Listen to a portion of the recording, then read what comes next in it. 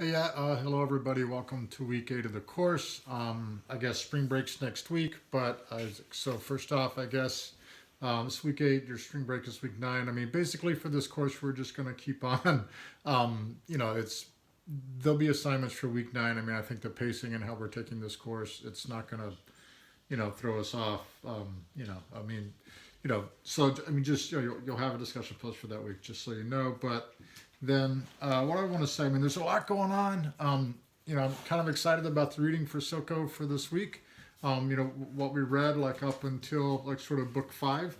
You know, uh, there's just so much going on. I think this first quote sort of there's a lot of sort of it seems as though the colonial systems that were put into place, at least within the world of this novel, that's coming to a point to where those systems of sort of accumulation and acquisition and development and industrial and these sort of driving forces of capitalism that sort of built the Americas in many ways and built North America and built the United States in very particular ways in relationship to other parts of the Americas, Central America and South America.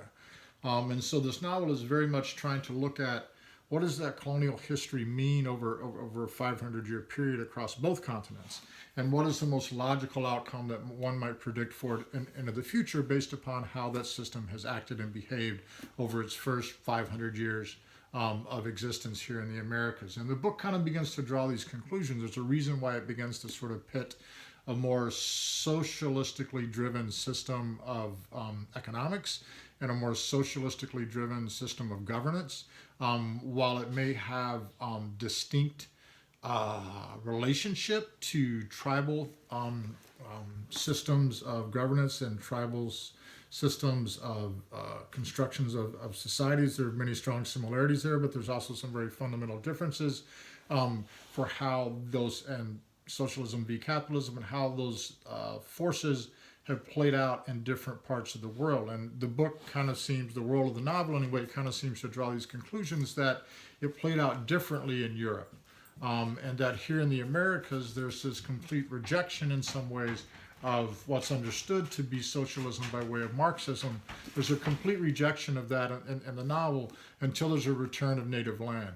And there's this sense within the novel that those forces that worked to sort of form these great sort of nations of industry and these great empires, especially in the United States, and lesser so, and in its relationship to other lesser countries of the Americas that the United States is in many ways in its sphere of influence has great control over, and how those forces are tending to sort of wither away. So if we looked at like say 511 or something from the reading of the text, as 511, and the line is something like the forces were harsh. And the book is talking here specifically about the forces of capitalism v socialism. But even the forces of capitalism, the forces were harsh.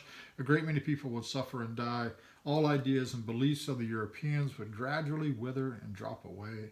A great many fools like Monardo would die pretending they were white men. Only the strongest would survive. The rest would die by the thousands along with the others. The disappearance would take place over hundreds of years and would include massive human migrations from continent to continent. So there's this sense that in the final days of the U.S. empire in some ways, right, which seems to be where this novel is sort of taking place, is in those ever moments just before an empire begins to fall. We know that empires fall slowly. And so within the world of the novel, that empire is we're beginning to see the very early stages of U.S. imperialism collapsing in some ways. And we see it collapsing because we see in the character of Beaufry and in the new character of Serlo, who we've just read about in this week, we see how, and unfortunately, the novel tends to exhibit these behaviors most predominantly in homosexual men. And, there's a harsh critique to be sort of drawn of this queer panic that we've talked about before, and it's come back. But in some ways, if you continue to read the lives of Beaufry and Serlo, they become these hyper-individualized individuals. In fact, they're sociopathic, right? And maybe their homosexuality and their their sense that their own psychosis in some ways of being a sociopath is a logical extension of sort of systems based upon individuality. I mean, well, and then there's this weird sort of sci-fi blending of sort of genetics that's sort of, and Nazism, right, which begins to sort of play into the novel. And the novel goes on to this long sort of treatment of sort of Marxism and comes out on the other end of it with Angelita saying, look, until there's a return of indigenous lands, that comes first and foremost. Everything else will fall in line afterwards. And that's in opposition to European Marxism and a failure of European Marxism, I think, to ever take hold in, say, places like Central America. And which always, the rhetoric is always there, but then it always tends to turn into despotism and rule and autocratic rule by a dictator, which eventually becomes fascist. And so the novel, Almanac of the Dead, really wants us to sort of read this fascism as a logical extension in some ways of capital. And this novel is not the first to sort of make this prediction. It's the first to sort of make it from the point of view of a sense of indigeneity, right? And so what we're seeing in the novel is this slow sort of de-evolution, right, of Western society. As Western society follows itself to its logical ends, it's going to eventually result, one assumes perhaps, into its sort of own downfall. And so Beaufort is this completely, immoral character. He's disgusting, right? And every character who seems to have any sort of a moral, some kind of a moral compass is seen to sort of suffer, right? And so, and we also see, I think, if you think about when this novel was written and what we've sort of come to understand about the history of the Americas, this novel is very much sort of writing from that perspective. Let's see, how much should we have you read for next week? Just keep reading the novel and keep posting. You should have read up to the Fifth World at this point. Let's see. And I've got a movie for us to watch. It's going to be called The Golden Dream, and I'll get that posted up too pretty soon. That's going to be quite a bit. Where am I at? Where are we at? 565? So, let's see where, hang on, I should have looked at this before. I'll post it up. Let's not go that far. Yeah, let's go up to say maybe book 3. So up to you're at 565 now. Let's read up to page 664 for next week. So about another 100 pages. So you read up to book 3 of The Struggle. So you'll essentially be reading all of book 1 and book 2, of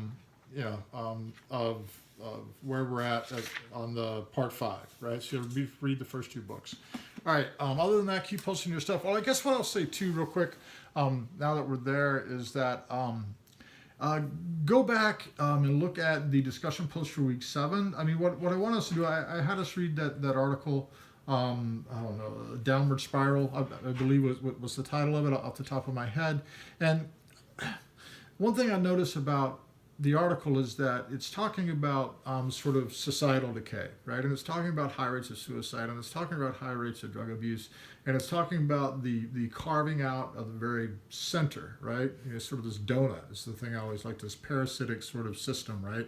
Which carves out the very center and preys upon the weakest, right? Because it has to exploit the weakest, right? In the article. And so, and of course, when that happens, then the sort of symptoms of that are drug addiction, right? Suicide, family, families begin to sort of atomize, right? Individuals, because they simply can't afford to raise each other in the same way. So, and we see in the article Downward Spiral, I think we see that it puts a real human face on that.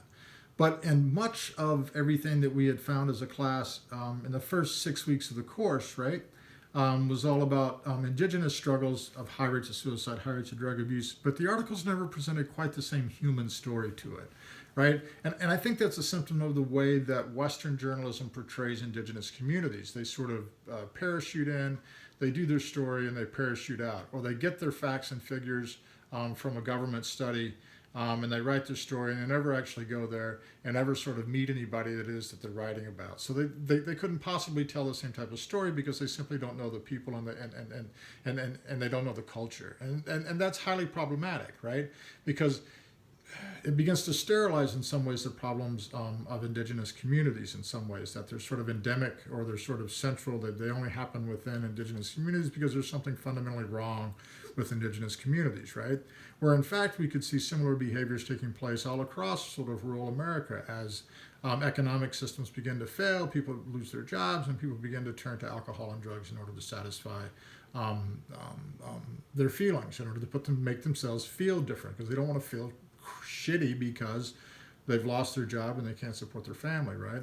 And we see that as a great sort of nationalist story, right? One which requires great attention, one which we should sort of, devote all of our resources to and everything else. But when we tell the same story about an indigenous community, we don't see it in the same way because it seems because of the way that it's presented. And so please go back and read the article if you haven't yet for week 7 and think about what I've just talked about. And even as a class, keep that in mind as we sort of go forward. All right. Other than that, that's all I got for this week. I guess I went on a bit long. I will see all of you guys next week. Enjoy. Thanks. Bye.